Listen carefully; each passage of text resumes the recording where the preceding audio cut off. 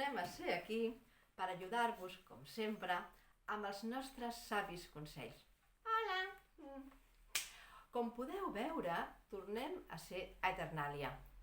I quina diferència! Us imagineu poder passejar pels carrers tranquil·lament, sense robatoris, sense ensurts i sense tants turistes?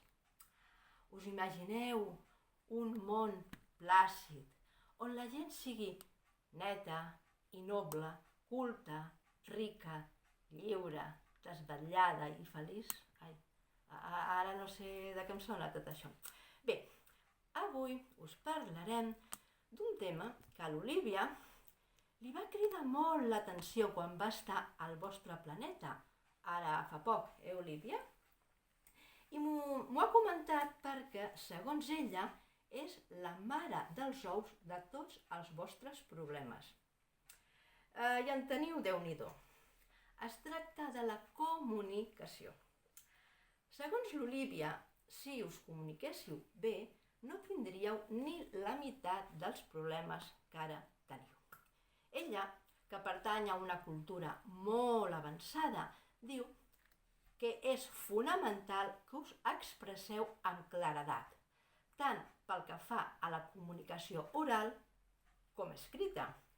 I subratlla que és en l'escrita on emboliqueu la troca d'una manera que no s'entén una merda què voleu dir. Ei, però no patiu, que aquí estem nosaltres per donar-vos un cop de mà amb els nostres consells, que us ajudaran a comunicar-vos com Déu mana. Vols dir que ho mana Déu, això? Perdó, senyor Pompeu. Bé, obriu les orelles, que avui us donarem la primera lliçó de com fer un bon rètol. I és que a l'Olivia li va cridar l'atenció la quantitat de rètols que pengeu espontàniament arreu. I em va dir que li sorprenia la imaginació tan efervescent que teniu els humans a l'hora d'expressar-vos públicament per escrit. Hi ha rètols de tota mena.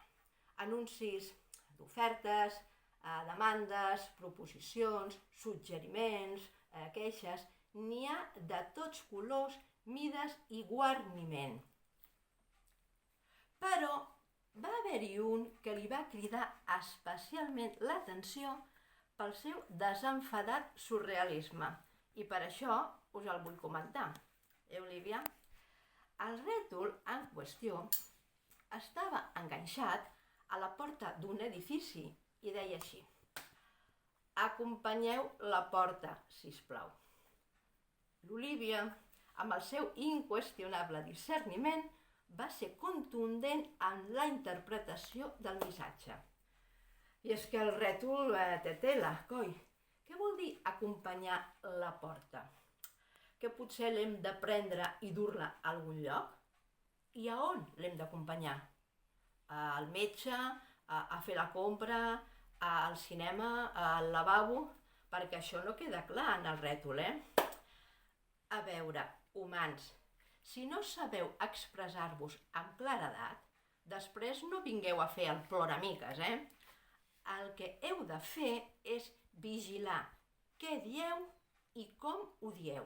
Amb això ho teniu tot guanyat. Els altres problemes ja vindran després.